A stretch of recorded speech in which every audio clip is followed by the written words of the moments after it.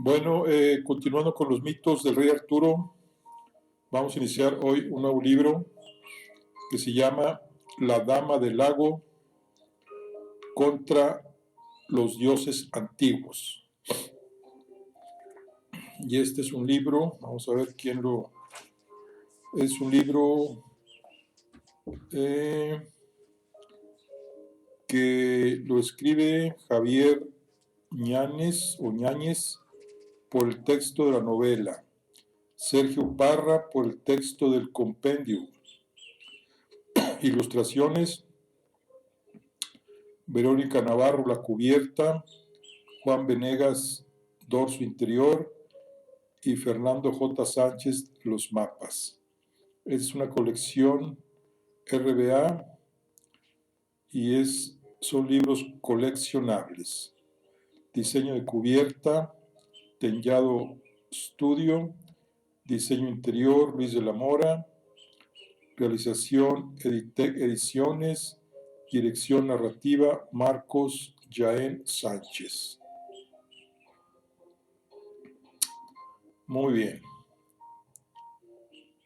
Bueno, vamos a ver lo que es el capítulo 1. El capítulo 1 se llama...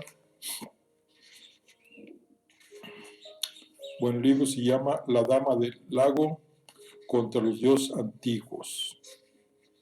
Y el primer capítulo se llama La sacerdotisa rebelde. La anciana apenas guardaba ya dentro de su pecho el hálito suficiente para mover los músculos de los labios. Su cuerpo era ahora como el montón de leña consumida, carbonizada e inerte, que aún oculta en su entraña profunda algún tizón ardiente, ansiando una bocanada de aire fresco para revivir bajo la asfixiante pila de cenizas. Sabía que debía reservar sus últimas fuerzas para relatar su historia, pues era mucho lo que su boca debía narrar antes de acallarse para siempre. Y pese a ello, todavía se permitió desperdiciar una porción preciosa de aquel débil aliento postrero para extender el brazo y estrechar la mano del hombre que se sentaba junto a ella. Sus mortecinos ojos no alcanzaban a discernir con claridad las facciones de quien velaba su tránsito a la muerte, pero aquello no la turbaba. Le bastaba con apreciar la sonrisa de ternura y compasión que asomaba sobre la barba de su acompañante y que vestía su expresión entera con el gesto del amable abrazo que ella precisaba para iluminar el momento más funesto de su prolongada existencia, aquel en el que se disponía a partir del mundo de los vivos. Le bastaba con saber que, por fin, tenía junto a ella a su hijo largamente añorado, Oisin, Mac Finn, tan valeroso guerrero como exquisito poeta. Mas, cuando quiso comenzar a hablar, se ofuscó por unos instantes, pues sus pensamientos se atropellaban. Era tanto lo que deseaba transmitirle al hombre de la tierna sonrisa que le resultaba difícil elegir por dónde empezar. Y si bien, pensó, lo natural es que toda historia comience por su principio, ¿cuál de ellos debe escogerse cuando existen varios? Nimue, la cervatilla, Sad, Viviana, la dama del lago, la gran hechicera, todas habían tenido su comienzo, su ascensión y su caída, y todas eran ella, o lo habían sido en algún momento, aunque ninguna hubiese llegado jamás a desaparecer por completo. ¿Acaso ha obtenido más de su existencia quien ha vivido varias vidas? Se preguntó. ¿O bien es solo quien más perderá cuando los ojos de todas ellas se cierren al mismo tiempo? En el fondo, a lo largo de sus turbulentas evoluciones, de sus sucesivas aniquilaciones y renacimientos a ojos de los humanos, no había perdido ya todo lo que habría merecido la pena conservar a través de sus múltiples encarnaciones, todo aquello que un día había llegado a ambicionar, amar o conquistar. Pero no, henchida de coraje, de inmediato se rebeló contra aquella idea fatalista, pues ahí, junto a ella, en el cálido tacto que envolvía su mano y en el que sentía el latido de la sangre aún joven y pujante, estaba la prueba de que era posible correr más deprisa que todas las muertes, vencerlas en la carrera por recuperar al menos algo de lo dejado atrás, antes de que el olvido se lleve los recuerdos del moribundo como las olas borran las huellas en la arena. De súbito, la anciana se sintió alarmada, pues entendió que su mente herida por la nostalgia se estaba distrayendo en divagaciones que la apartaban de su propósito, inspirado profundamente, inspirando profundamente todo el aire que podían absorber sus viejos y gastados pulmones, dosificó sus fuerzas, cada vez más menguadas, para aumentar levísimamente la presión de sus dedos en torno a la vigorosa mano del hombre, que callaba, atento, expectante, y entonces, con un hilo de voz trémula, casi como el imperceptible silbido de la brisa entre los árboles, inició su narración, y lo hizo por el único comienzo posible que evitaba el riesgo de decir algo atrás, el que se remontaba casi al principio de los tiempos. Los primeros ríos que nacieron en el mundo aún buscaban su camino hacia el mar, cuando la generosa madre Danú, la potencia primordial del agua, quiso entregar a sus hijos el fértil reino de Tir Nanok, la tierra de los siempre jóvenes. Muchos y muy notables e industriosos fueron los Tuá de Tanán, el pueblo de Danú, que durante generaciones poblaron sus dominios, labraron sus campos y extrajeron el fruto de las entrañas de sus montes. Con él edificaron bellas ciudades, con magníficos palacios y templos, cuyas bóvedas y agujas tachonadas de gemas y metales preciosos cosechaban el resplandor del astro solar para repartirlo por sus calles,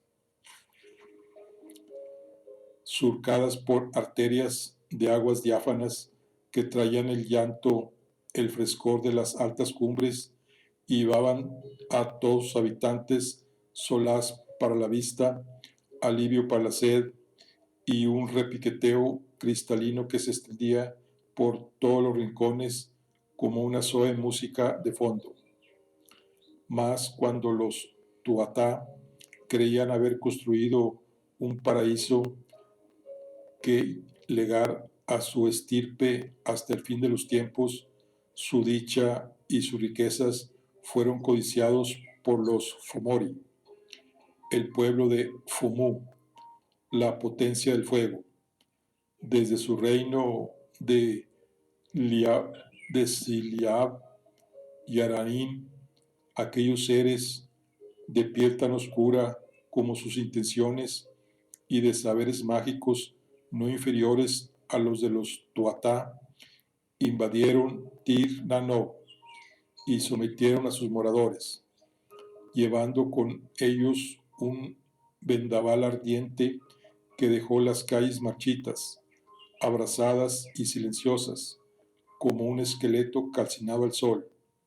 Y así, cuando la pérdida de su bravo rey, Nuada, persuadió a los Tuatha de que toda lucha era inútil, no les quedó más otra salida sino renunciar a su amada tierra y buscar la vida, a otro mundo, donde comenzar de nuevo.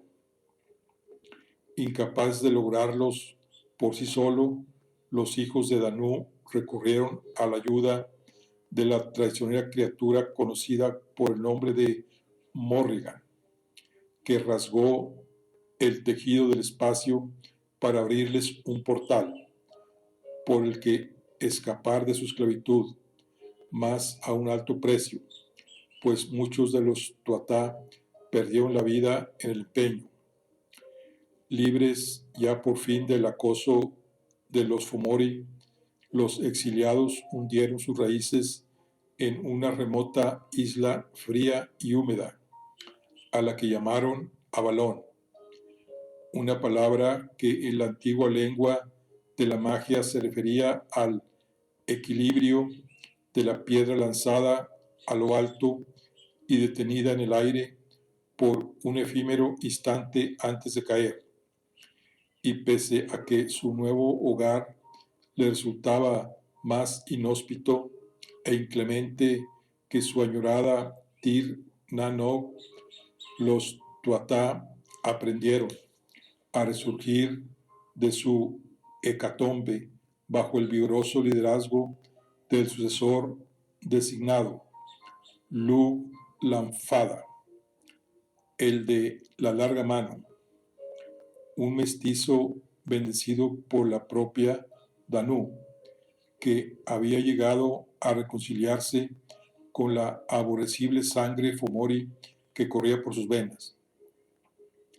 De tal suerte, cuando los laboriosos Tuatha aplicaron a su tarea las mejores artes de sus carpinteros, canteros, artesanos y constructores, lo que comenzó siendo un campamento improvisado al amparo del bosque y de los abrigos rocosos, se transformó primero en un poblado de lonas y maderos, después en una aldea de casas de mampostería con techumbres de paja, más tarde en varias villas conectadas por rectos senderos de impecable factura, y en solo unas pocas generaciones habían levantado ciudades que podían rivalizar en esplendor con las de Tir Na No, como si con ello hubiesen pretendido vengar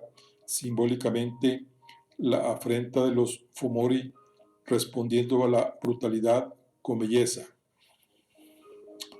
Algo apartado del corazón de la villa más principal de Avalon, colgado a media altura de un imponente risco, se alzaba uno de los edificios más hermosos y singulares de la isla.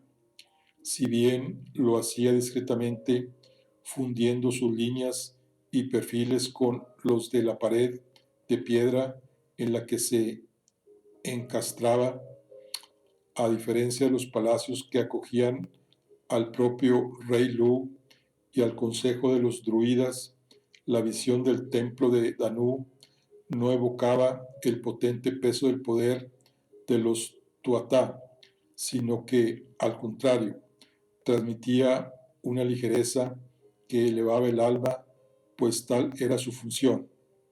Sobre una bóveda principal, una inmensa vasija de bronce del tamaño de una plaza recogía las cascadas que se escurrían por la ladera del risco, para a su vez distribuir las aguas en una miríada de venas líquidas que recorrían los aposentos y salas del santuario, antes de confluir de nuevo en una ancha catarata que llevaba el preciado jugo de las montañas hasta los pobladores de la ciudad.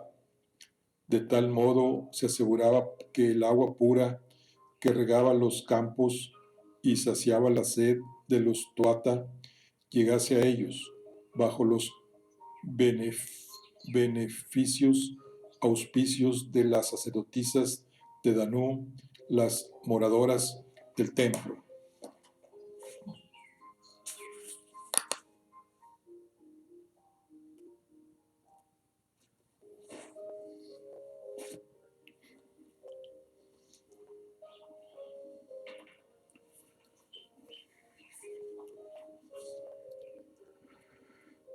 Las muchachas que destinaban su infancia y su juventud temprana al culto y al cuidado del santuario constituían una casta privilegiada. Solo eran admitidas ahí las niñas que desde corta edad daban evidentes muestras de haber recibido el llamado don de Danú, un poder que solo algunas hijas heredaban erráticamente de su ascendencia materna y que se manifestaba en su capacidad de manejar las aguas a voluntad y de mirar a través de ellas, como si fueran una lente líquida para observar los vericuetos de los mundos, el espacio y el tiempo. Así pues, las pequeñas en las que se descubrían tales habilidades eran entregadas por sus padres con inmenso orgullo, pues ni siquiera la dignidad de los druidas del consejo superaba el privilegio de ser una de las elegidas por la madre de todos. En el templo, las jóvenes agraciadas vestían el azur de las aguas y dedicaban los días a su camino de aprendizaje para formarse como sacerdotisas de Danú, a través de la meditación, el estudio y el ejercicio de sus poderes, y sin tener que perturbar su ánimo por las preocupaciones cotidianas, ya que vivían rodeadas de refinados lujos y atenciones que colmaban todas sus necesidades, todas, salvo quizá una, pues debían guardar con celo su virginidad. Solo algunas de ellas eran seleccionadas, ya en las postrimerías de su juventud, para, para desposarse con un consorte cuidadosamente escogido por los druidas, con la esperanza que Danú bendijera la unión con nuevas niñas portadoras del don. Mas, a pesar del yugo que imponía este sagrado voto, todas las aspirantes lo abrazaban con devoción, pues no había para ellas meta más soñada que alcanzar el cumplay, la cumbre, el más elevado de los favores de Danú, aquel que concedía el dominio para abrir las aguas y utilizarlas como un portal por el que trasladarse a otros lugares, un conocimiento que pocas conseguían atesorar y un prodigio tan delectable como peligroso, pues su mal uso podía deteriorar el don y provocar incluso la muerte. Pero bajo la sapiente tutela de las sacerdotisas más veteranas, cuando una de las muchachas alcanzaba tan alta gracia, esto era un motivo de regocijo y de gran celebración para la comunidad del templo y para toda la isla. Y sin embargo, cuando la joven y hermosa Edaín supo que había alcanzado el Cumlais, lo guardó para sí, sin informar a nadie de ello.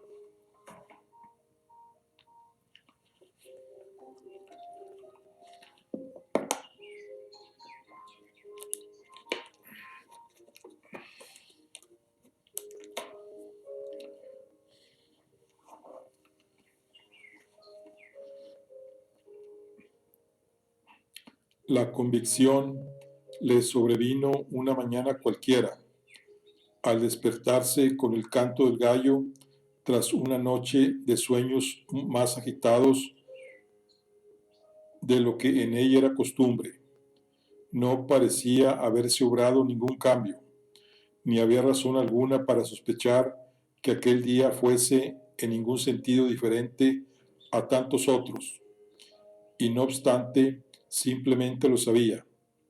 Aquella certidumbre constaba en su mente, del mismo modo que alguien contemplaría el cauce de un estrecho arroyo con la seguridad de que podría saltarlo si quisiera, aunque no hubiese medido la distancia ni jamás hubiese desafiado los límites de la potencia de sus piernas.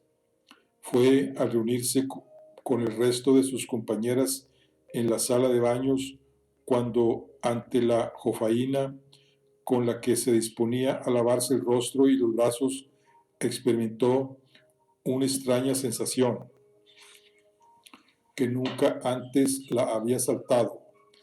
Era como si el agua del recipiente quisiese tirar de ella para atraerla hacia su profundidad, lo cual, por otra parte, era visiblemente escasa en una palangana de barro cocido, mas de alguna manera, antes de introducir la mano en el líquido, ya sabía cómo lograr que sus dedos no se toparan con el fondo y que continuaran avanzando más allá hacia un espacio que no le era el que se hallaba bajo la vasija, sino en otro lugar.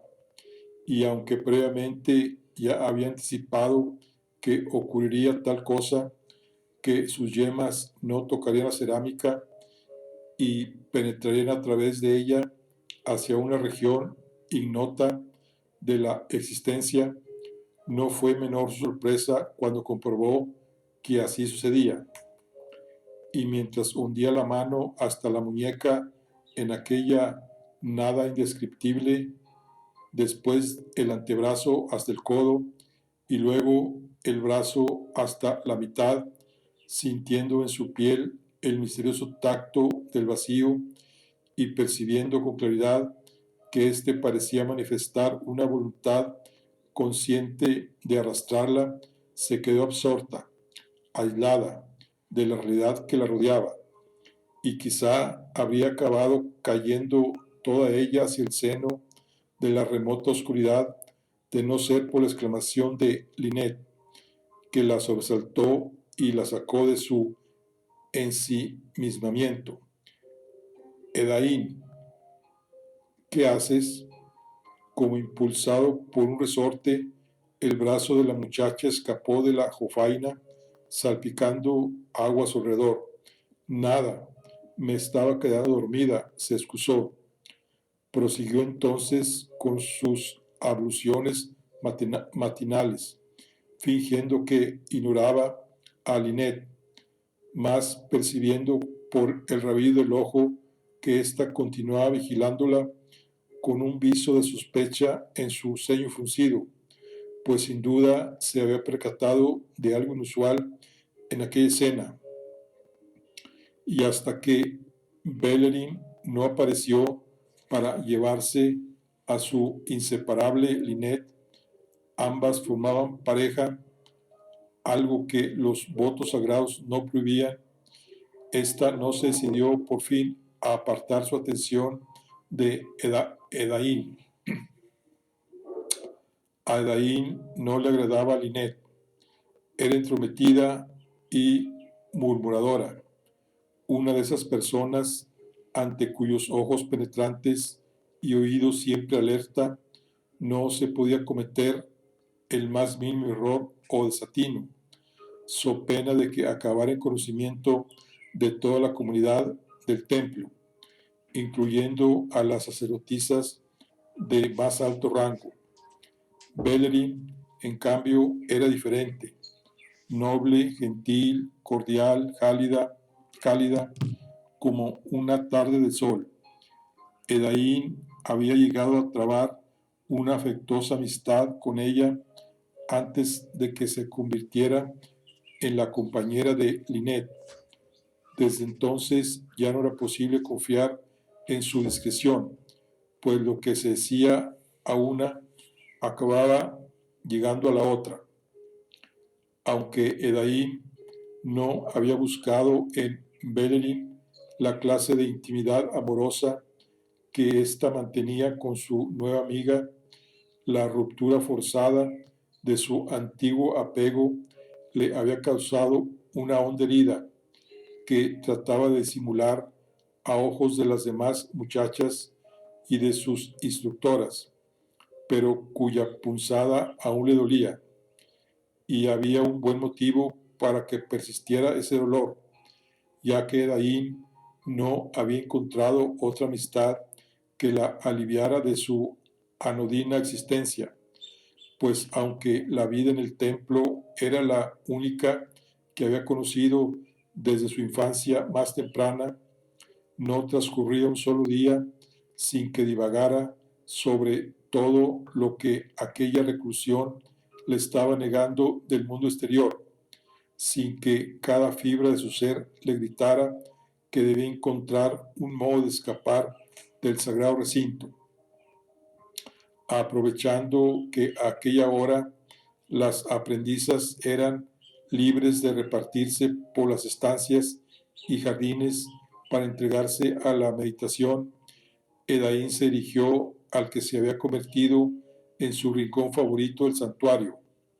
Lo hizo con la cabeza gacha, pues aún temía que otras pudieran adivinar en su simple mirada lo que a toda costa deseaba ocultar, la nueva potestad que se había abierto en ella, sin atreverse a alzar la vista hasta hallarse a solas, ascendió la escalera de caracol que conducía a la techumbre, una superficie irregular de roca vasta en torno a la gran vasija de Danú y horadada por infinidad de estrechos canales que serpenteaban entre las cúpulas para repartir las aguas a los conductos que se internaban en el templo.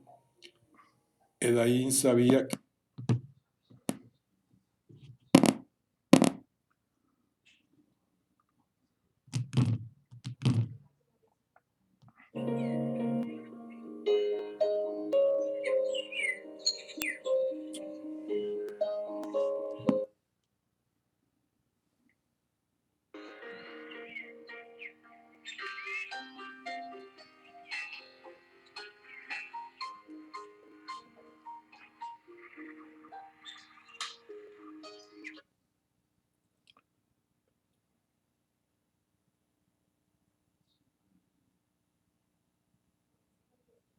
el panorama de la ciudad, con sus calles y las gentes que fluían por ellas, las distraía de su recogimiento.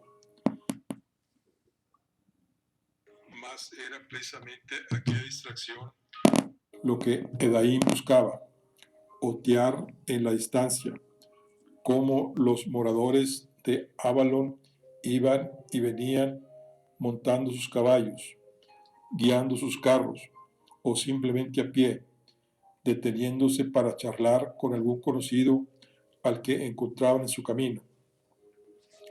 Recientemente había descubierto además otro fascinante pasatiempo, algo frustrada por la lejanía de su atalaya, que solo le permitía observar a los lugareños del tamaño de hormigas sin poder distinguir sus rostros ni escuchar las conversaciones que los mantienen ocupados.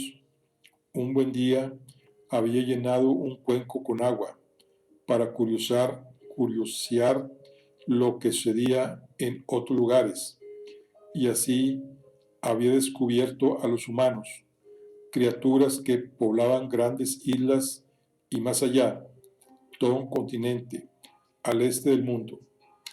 Aquellos seres eran imperfectos y no siempre agradables de contemplar, pues los había defectuosos, mutilados, desdentados o enfermos, y envejecían tan aprisa que casi podía apreciarse el deterioro de su juventud a ojos vistas. Y sin embargo a Edaín le había cautivado con cuánta pasión se entregaban para exprimir al máximo sus vidas tan breves e insignificantes. Luchaban, amaban, odiaban, mataban y morían. Eran capaces de los sacrificios más sublimes y de las atrocidades más perversas. Podían exhibir una generosidad sin límites o una mezquindad infinita, incluso todo ello en la misma persona, según les dominara en cada momento la ternura, la lealtad, la compasión, la avaricia, la inquina, la lujuria o el rencor. Y en aquella falta de racionalidad en sus actos residía el misterio de su seducción, porque siempre sorprendían a Edaín con sus andanzas inesperadas.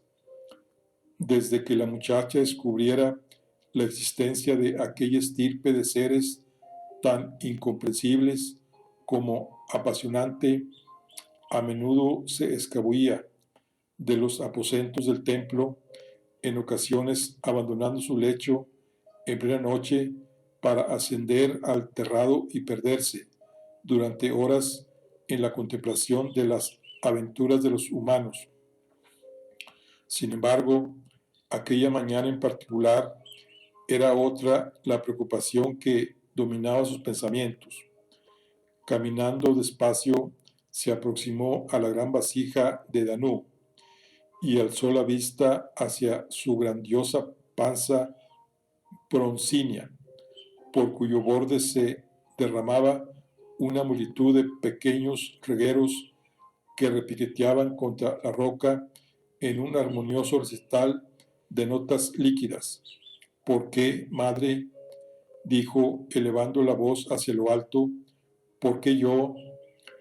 Edaín era plenamente consciente de que no era la mejor servidora de Danú, y ni siquiera una de las más aplicadas.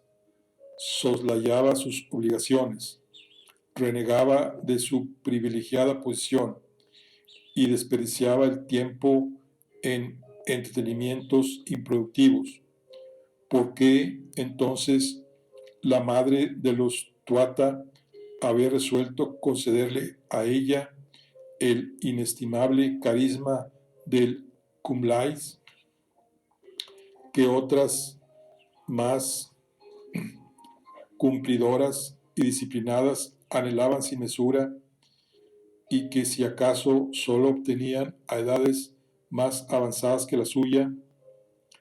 No podía evitar la sospecha de que quizá aquello no fuese un regalo, sino un error, una infracción, una alteración del orden natural de las cosas, causada de algún modo por su quebrantamiento de las reglas, o incluso que tal vez Danú hubiese decidido escarmentarla, castigarla con el desprecio de sus compañeras por haber recibido un don que no merecía.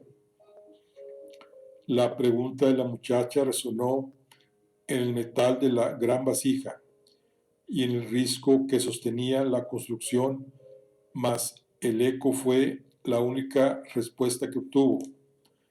Angustiada, se dejó caer sobre el pavimento rocoso y una lágrima asomó a la comisura de sus párpados. ¿Qué hacer? ¿Cómo explicar a sus instructores que había accedido a un estado de gracia que no le correspondía, que no era capaz de comprender ni sabría utilizarla juiciosamente? ¿Cómo presentarse ante sus compañeras bajo aquel peso de la culpabilidad que la atormentaba? Sollozando, cerró los ojos, como si hacer desaparecer la visión de las cosas de su alrededor le permitiese desaparecer ella misma, pero lo único que logró fue que el cansancio provocado por la ansiedad poco a poco la venciera, hasta conducirla finalmente a un profundo sueño. Despertó sobresaltada. Las estrellas lucían sobre su cabeza. Sin pretenderlo, había dormido todo el día. Había faltado a sus lecciones, a los ritos del culto y al resto de sus obligaciones rutinarias, todo lo cual no contribuiría a mejorar su consideración en la comunidad, sino todo lo contrario. Con todo, la intranquilidad que la sacó de su sueño se debía a otro asunto, a algo diferente. Sentía en su cuerpo una desconocida agitación, como el chispazo que a veces saltaba al tocar ciertos objetos cuando el espíritu de la tormenta erizaba el aire. Con la respiración atropellada, sin entender qué le provocaba aquel estado de excitación, miró a su alrededor y vio que frente a sus ojos, en uno de los canales que guiaban las aguas de Danú desde la gran vasija, se estaba formando una imagen. Presurosa, se arrodilló frente a la acequia y entonces pudo distinguir una escena que cobraba formas y colores. Había un mar batida por una feroz tempestad que levantaba montañas de espuma sobre las gigantescas olas, y en medio de ellas un pequeño bajel que giraba alocadamente al albur del temporal como una cáscara de nuez en un torrente. Sobre su cubierta, un grupo de humanos se afanaba en enrojar la vela y enderezar el timón, tratando de aprobar el barco hacia las olas para que éstas no voltearan la nave. De repente, un rayo descargó en la punta del mástil, abriéndolo a lo largo hasta la base y lanzando una explosión de astillas encendidas en todas direcciones. Acongojada, Edaín se llevó la mano a la boca, conteniendo el aliento hasta que el humo se disipó para revelar el fatídico resultado. El casco se había partido en dos, y sobre los restos que se iban a pique con suma rapidez ya no se apreciaba ninguna figura humana. Pero no todos ellos habían sido engullidos por el oleaje. Entre los maderos desgajados que aún permanecían a flote, violentamente sacudidos por la furia del ciclón, un hombre se aferraba desesperadamente a una plancha de tablones de la cubierta, que todavía conservaba una superficie suficiente para auparse sobre ella. Y esto era lo que intentaba el superviviente, lanzando un pie al aire sobre las tablas para tratar de ganar apoyo, mas sin éxito, mientras cada nueva ola sumergía su cabeza bajo las aguas. No duraría mucho, temió Edaín, sumida en una fuerte desazón, descubriendo entonces que, sin darse cuenta, llevada por la tensión de la escalofriante escena, se había mordido el canto de la mano hasta casi causarse una herida. La joven sacerdotisa se puso en pie de súbito, pues una inmediata determinación se había impuesto en su ánimo. No era el momento de valorar razonadamente las consecuencias que conllevaría una transgresión de tal envergadura, ni de calcular lo que supondría sumar aquella ofensa a la lista de agravios que ya pesarían contra ella. El capricho del azar, o en todo caso una serie de circunstancias que escapaban a su control, le habían brindado la oportunidad de emplear sus facultades en algo más que un mero divertimiento, lícito o no, y acaso en el fondo de su alma no había deseado que se le presentara la improbable ocasión de conocer a alguna de aquellas desgraciadas criaturas humanas, y existía alguien más desgraciado que aquel a quien solo el poder de la más insólitamente escogida entre todos los tuata era capaz de rescatar de una muerte segura e inminente. Sin pensarlo dos veces, corrió sobre la roca de la techumbre.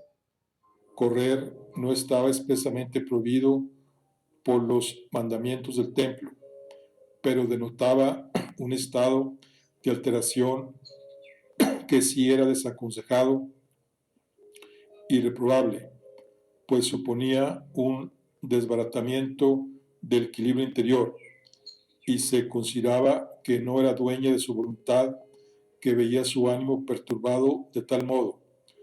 Por el contrario, si era una violación suprema de los sagrados preceptos lo que Edaín hizo a continuación, abandonar el santuario, algo que solo podía hacerse bajo requerimiento expreso de los druidas o del rey por mediación de estos. Y a pesar de ello, cuando comenzó a ascender de tres en tres los peldaños de la larguísima escalinata que conducía hacia el acantilado que dominaba la cercana playa, el peso de la culpa sobre sus hombros se fue desvaneciendo. Mientras brincaba escalera abajo como, como un zorro en pos de su presa, descubrió que no sentía el menor remordimiento, sino solo una sensación de libertad y plenitud que antes jamás había experimentado.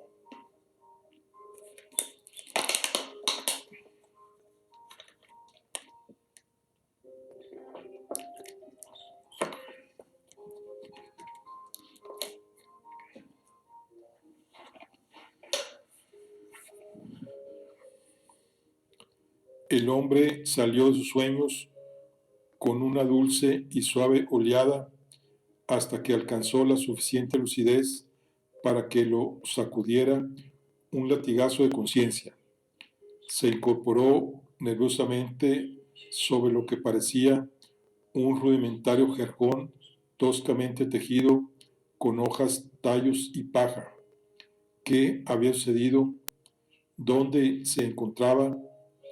El recuerdo de los últimos acontecimientos fue acudiendo a su mente, entremezclándose con los detalles del lugar en el que se hallaba y que sus ojos iban descubriendo. Su nombre era Conal. Había zarpado junto al resto de los marineros desde la costa de Tara para llevar una carga pesada y valiosa a un caudillo del noroeste. Al salir a las aguas océanas, las más septentrionales, una impetuosa tormenta se había interpuesto en el rumbo de la nave. Advirtió que se hallaba en la cavidad de una gruta que se situaba a la orilla del mar, pues escuchaba el rumor de las olas y por la boca que se intuía abierta al fondo entraba una brisa con olor a salitre, junto con una tenue claridad de luna llena. El viaje había acabado en desastre, pero poco más era todo lo que alcanzaba a recordar. Se sentía débil, mareado y febril, por lo que decidió dejar para más adelante la tarea de escarbar en los momentos de oscuridad antes de que perdiera la conciencia. En su lugar, escudriñó con más atención los detalles de la cueva. Junto a su lecho había un odre cerrado con un tapón. Probó el contenido y le pareció que era el agua más fresca y pura que jamás había paladeado. Observó también una bandeja de mimbre en la que reposaban algunos pedazos de frutas de una clase que nunca había visto. Mordisqueó uno de ellos, dulce y jugoso, y mientras lo saboreaba le sucedió algo extraño, como un flechazo surgido de la oscuridad para perderse de nuevo en las sombras. El retazo de una reminiscencia atravesó su mente en un instante fugaz, tan leve y efímera. Fue la estela que trazó aquella evocación en su pensamiento que se esfumó antes de que lograra atraparla, fijarla como un recuerdo real y no como el vestigio evanescente de un sueño. Sin embargo, todavía fue suficiente para dejarle un rastro impreciso, como una silueta recortada, vaciada de su contenido, y pese a todo, entre tanta vaguedad, aún le cabía una certeza, pues aquella silueta era sin duda la de una mujer. Tal impresión le hizo ponerse en pie, ofuscado. Sería aquella desconocida quien había dispuesto la comida y la bebida junto a él, o quizá la misteriosa Salvadora era solo un producto de su fantasía, de su mente confundida por la fiebre y la desorientación, mas tan pronto como se irgió un intenso aguijonazo en el costado, le hizo desplomarse con el gesto contraído. Se remangó el jubón y descubrió bajo su brazo izquierdo lo que parecía una ancha herida, cuya gravedad no podía apreciar, ya que se hallaba cubierta por un emplasto de aspecto amarillento. Alarmado por el dolor que le penetraba en las entrañas, retiró aquella sustancia untosa con el borde de la mano, y entonces una voz inesperada lo sobresaltó. Yo no lo haría, dijo, con una intención firme que no podía ocultar un tono de dulzura. Te hace bien. Conal alzó la vista para hallar frente a sí la solución a sus interrogantes, que no podía asemejarse más a la respuesta a una plegaria concedida, pues la joven era tan hermosa que creyó aún estar soñando, tanto que la mirada del aturdido guerrero se quedó prendida a la grácil figura envuelta en una túnica añil y aureoleada por el difuso contraluz que el resplandor, que el, ras, que el resplandor de la luna desdibujaba en torno a los mechones ensortijados de su profusa cabellera, tanto que Conal dudó de que aquella celestial visión pudiera pertenecer al mundo de los vivos. ¿Es esto la muerte?, balbuceó con torpeza. Si estuvieras muerto, no estarías herido, respondió sonriendo ella.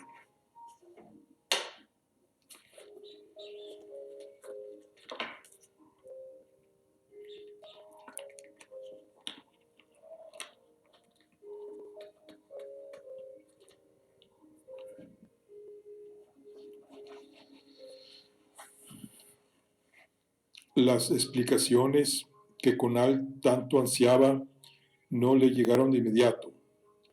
Edaín creyó más prudente darle respuesta poco a poco para no abrumarlo, pues aún estaba muy débil.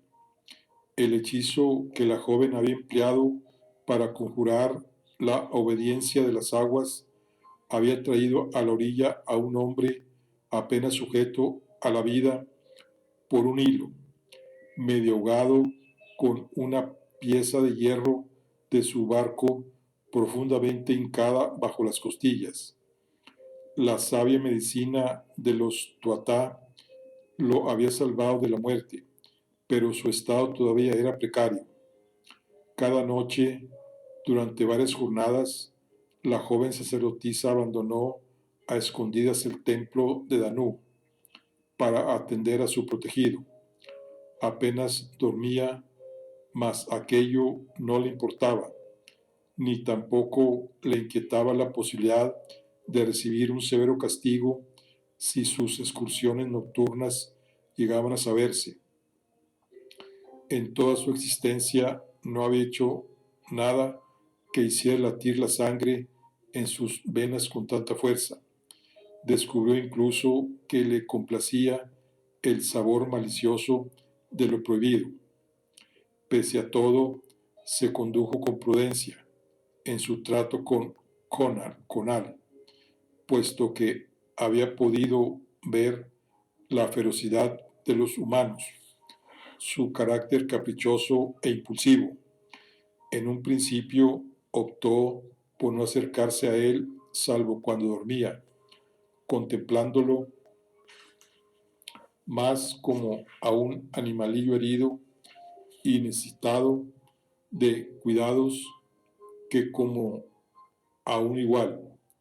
Sin embargo, sus temores iniciales se fueron disipando cuando comprobó que el corazón de aquel joven era noble y puro, y que no albergaba hacia ella sino respeto y sincero agradecimiento.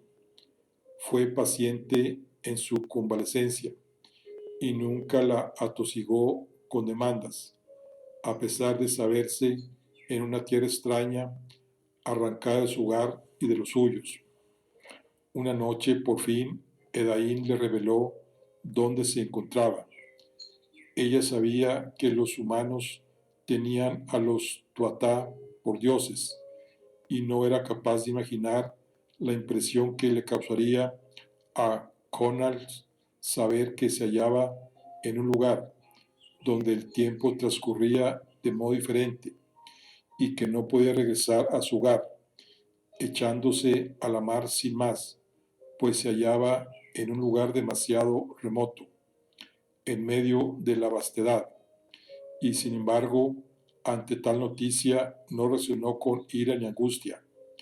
De alguna manera ya había sospechado que aquella isla estaba muy alejada de su pobre comprensión, tanto como su divina anfitriona de las aspiraciones de un hombre insignificante. Mas en esto último se equivocó, pues a medida que fue creciendo la confianza entre ambos, Edaín comenzó a descuidar incluso sus deberes en el santuario, acudiendo a la gruta de la playa a la menor oportunidad, arriesgándose cada vez más, pero dando todo ello por compensado a cambio de poder disfrutar de un atardecer junto a aquel joven de mirada bondadosa que nada le exigía ni le reclamaba, en cuya compañía podía reír estruendosamente sin ser reprendida, ante quien no había necesidad de fingir ni de reprimirse, y con quien la frontera impenetrable entre dos mundos parecía tan delgada y endeble como una tela de araña. Y por fin, una noche tan desapacible que ambos debieron buscar cobijo arrebujándose junto a una fogata en lo más profundo de la caverna. Edaín culminó su transgresión suprema cuando su túnica de azul virginal cayó vaporosa al suelo junto a las ajadas ropas del náufrago. Inevitablemente, la intrigante Lynette acabó percatándose de las misteriosas desapariciones de Edaín y, como era previsible, no las guardó para sí. Inmenso fue el revuelto en el templo cuando se supo que la más díscola de las servidoras de Danú había recibido de forma inexplicable el don del compliance y que pese a ello su conducta, lejos de enderezarse, era cada vez más torcida. Ante la jerarquía de la orden, la muchacha supo disfrazar sus ausencias como escapadas para ejercitar sus nuevos poderes, ocultando así la existencia de Conal, cuya vida podía correr peligro si se revelaba su presencia en Avalón. Mas Edain sabía que aquello era solo un modo de salvar a su amante, no a ella misma, ni mucho menos el amor surgido entre ambos. Una tarde, arriesgándose por última vez, descendió la larga escalinata hacia la playa, con el rostro arrasado por el desconsuelo, pues sabía que había llegado el momento de la despedida. Ni siquiera fue necesario intercambiar palabra alguna cuando los ojos de ambos se cruzaron, pues los dos habían estado temiendo la llegada del día fatídico. Ella no podía abandonar su mundo, ni él podía quedarse.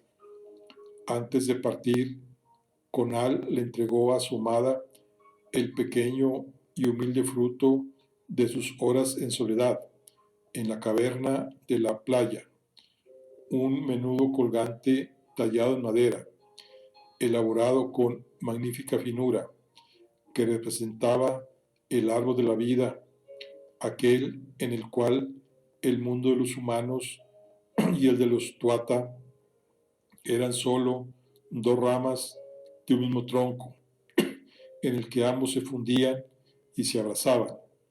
Y cuando por fin el hechizo de Edain consiguió que el joven guerrero marchase de regreso a su hogar, lo más irreverente, la más irreverente y dotada de las sacerdotisas de Danú, se torturaba preguntándose por qué era capaz de domar las infinitas aguas de los océanos, pero no la pequeñez de sus propias lágrimas.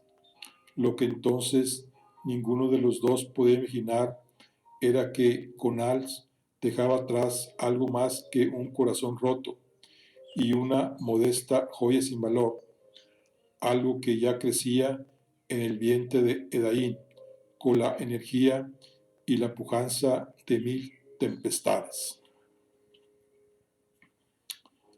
Bueno, aquí concluimos la charla del día de hoy. Estamos con el libro de La Dama del Lago contra los dioses antiguos. Y nos vemos en la siguiente. Hasta luego.